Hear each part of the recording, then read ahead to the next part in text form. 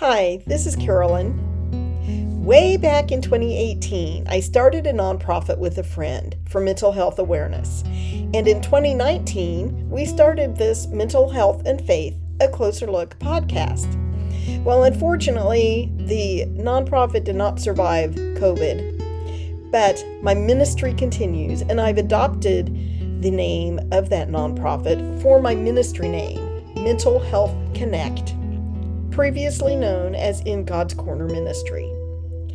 So for the rest of this summer, 2024, I am pulling up some of those old episodes that are still relevant, that have amazing information and encouragement related to mental health and faith.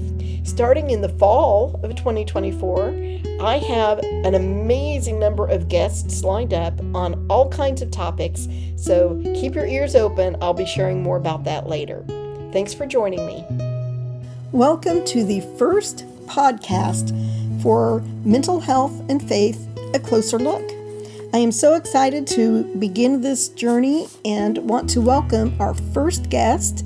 Her name is Terry Cooley-Bennett. And Terry, thank you so much for coming on today.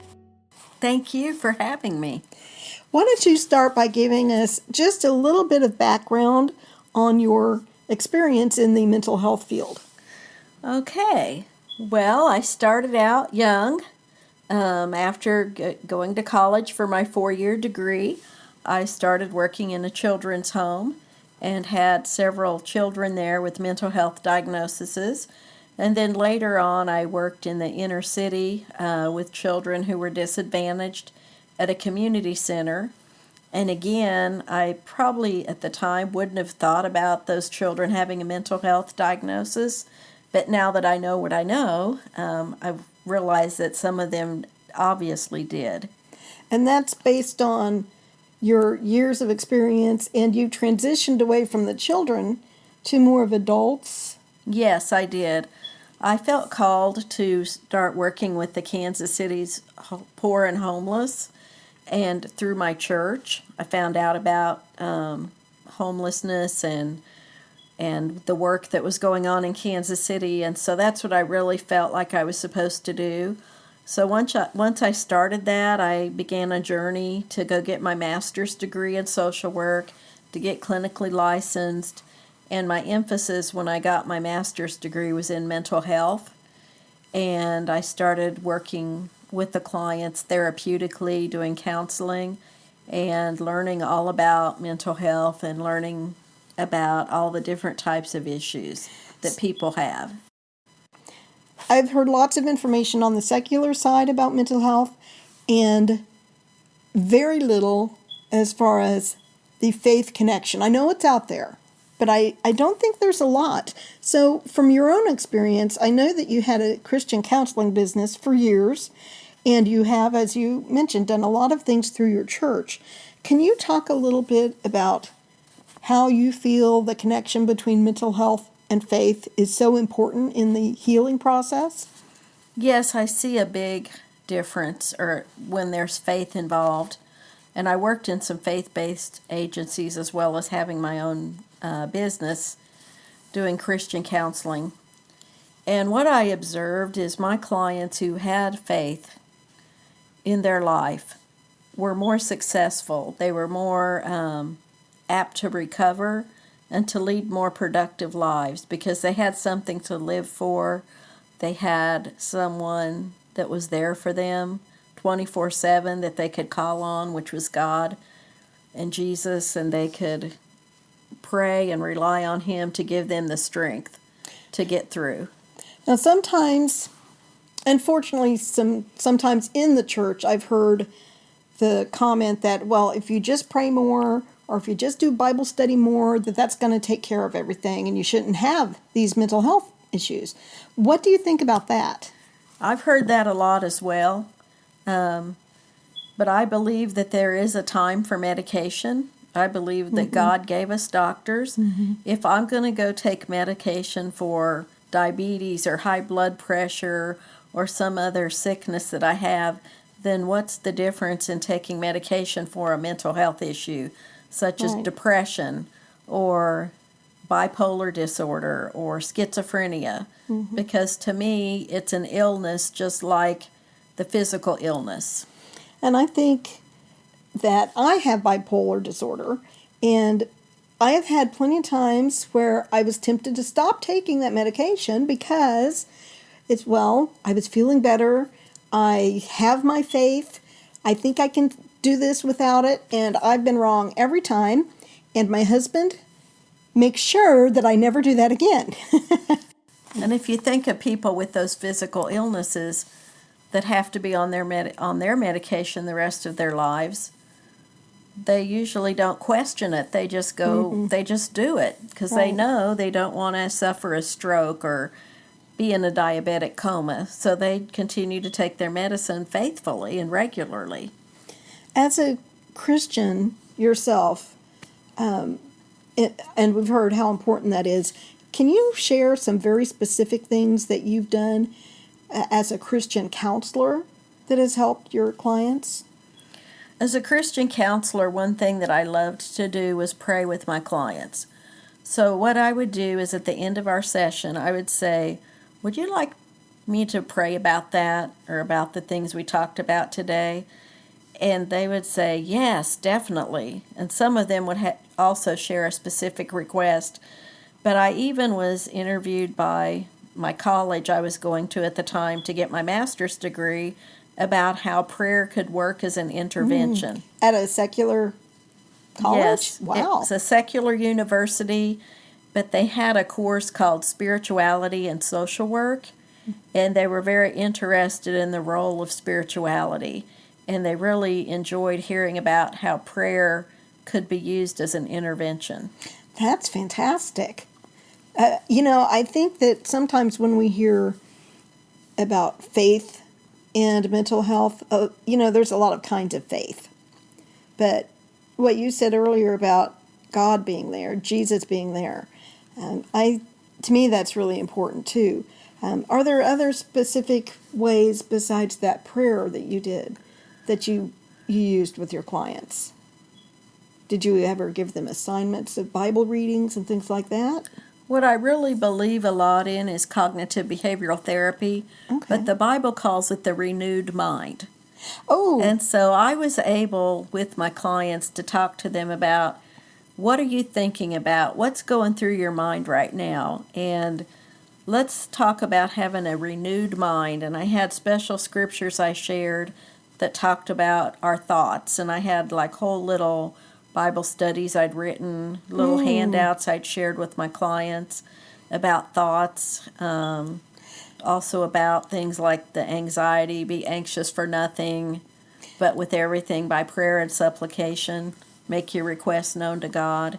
And I'm not quoting it exactly, word for word. I believe a lot in group work when you're doing counseling. Why do you think group work is so important? Well, in my field, and also biblically, there's a lot of discussion about the role of mutual help. So something I've been through, I can help someone else that's been through the same thing. And I believe that's Bible-based because we're supposed to bear one another's burdens and we're supposed to be there for each other. And I believe the healing can only come through relationships. That's fantastic. Well, Terry, we're going to take a quick little break now. And when we come back, we're going to find out more about mental health and applying it to what's going on in today's world. We'll be right back. Welcome back. We're here with Terry Cooley-Bennett, and we're going to get right to it. We've heard some great information so far on mental health and faith, but I want to talk now about the world we live in and what you believe are some of the top concerns related to mental health. Okay, I believe we live in a traumatized society. We see on TV every day murders, car accidents, hurricanes, all kinds of traumatic things going on in our world. So besides just hearing all those things, seeing those things, a lot of people have trauma in their lives. Abuse, verbal abuse, emotional abuse, physical abuse, sexual abuse. It happens sometimes in childhood, sometimes it might not happen until adulthood. But there's a lot of abuse in the world. There's a lot of trauma. People could be in a terrible car accident but be traumatized from that. How does trauma relate to mental illness? Well, trauma, if it's not treated, can actually cause things such as anxiety disorders, post-traumatic stress disorder, acute stress disorder. It can lead to other things. I also think that trauma can actually, if someone already is prone to a mental health problem, such as depression, that trauma just intensifies that depression. So if you have some kind of trauma and you feel like you've gotten better, you may really need to get some more intense help to make sure. Yes. Okay, go ahead. What else, Terry? Also, I believe a really big issue in our society today is suicide. There's a lot of suicides now in our society, especially among young people.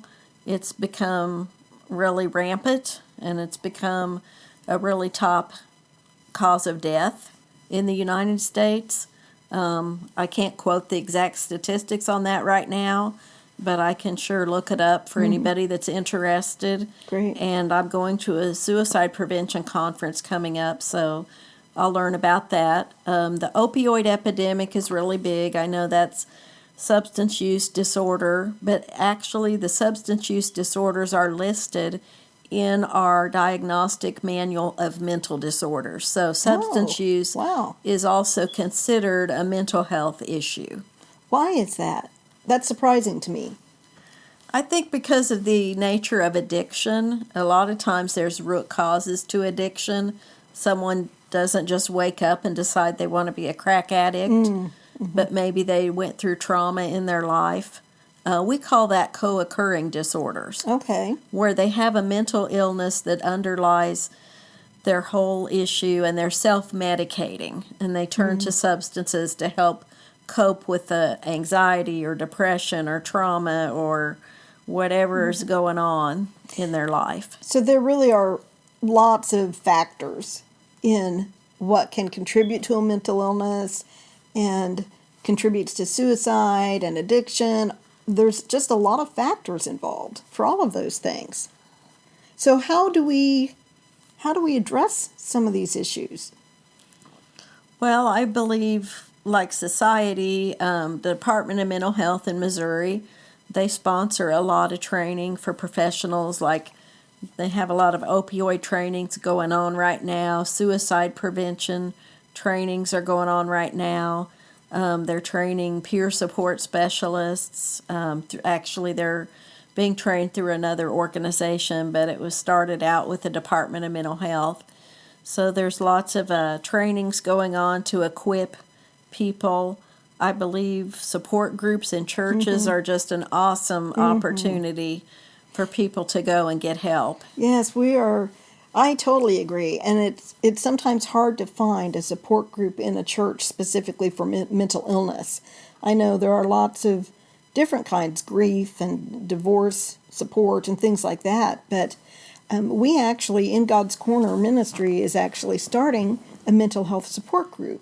We will have an opportunity to really explore how our faith can help us deal with mental illness. I think the support groups are just a wonderful opportunity. What I also like is that support groups in churches kind of combat the stigma. There's a real stigma for mental health. People might use negative connotations to refer to someone who has a mental illness. Instead of seeing it as a mental illness, people are looked at like, oh, get over it, pull yourself up by your own bootstraps, just get over it, what's wrong with you?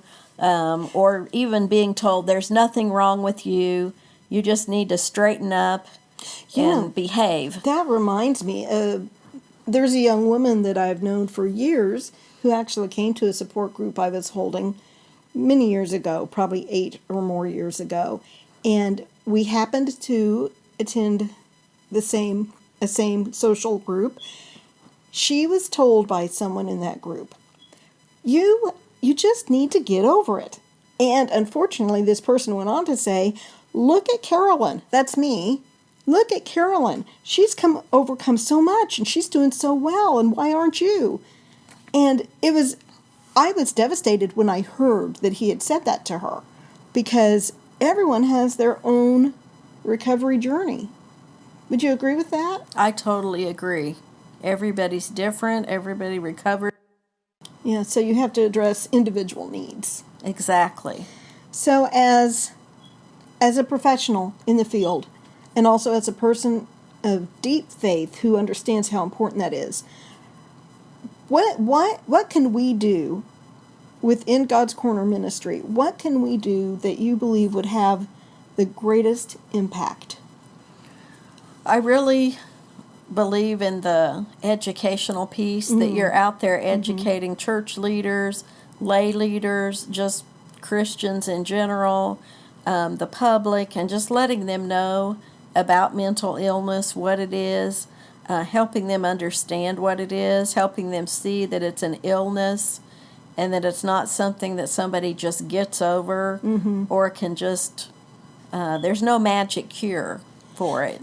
That's good. That's a good reminder. No magic cure, because like that young woman that was told to get over it, it was taking her a while because of the amount of trauma she had. I mean, so someone who doesn't understand about that, how individual it is to have that treatment, of course they're going to think, well, what's taking you so long to get better, and this person got better so much more quickly, and right. You should not compare. So talk about that, because I know comparison between individuals can also be a problem. Well, it also kind of I was thinking about healing, because some people believe, well, God's going to give them a 100% healing. And so someone who believes that they were totally healed then compares themselves to someone who didn't receive a total healing. There's kind of some mentalness going on, and kind of like, well, why aren't you healed, or why can't you get over it like I did, and like that you were being compared to this other lady. That's really interesting. I hadn't thought of it from that, because we know God can heal completely, but we also know that sometimes he chooses not to. And I'd have to say, if God had healed me completely of the issues that I have had in my life, we would not be having this conversation, because In God's Corner would never have been founded. The whole reason we exist is because God allowed me to go through those experiences. Right. And I believe everything we go through, there's something to teach us. There's a message to it. With mental illness, we're all different. Some people need medication. Some people just need intensive therapy. Some people might need therapy for 10 years to get over some things that happened to them. Other people may get over it in 1 year. So we can't really compare. I think that's a good place to end, because we are running out of time. But Terry, this has been very beneficial, very informative, and I want to invite our listeners to continue coming back. I hope you enjoyed today's episode, and don't forget there's even more information in the show notes. You'll want to check those out. Now please join the conversation on mental health and faith. Leave your comments or send me an email with your thoughts, questions, or suggestions. I really look forward to hearing from you. May God bless your journey.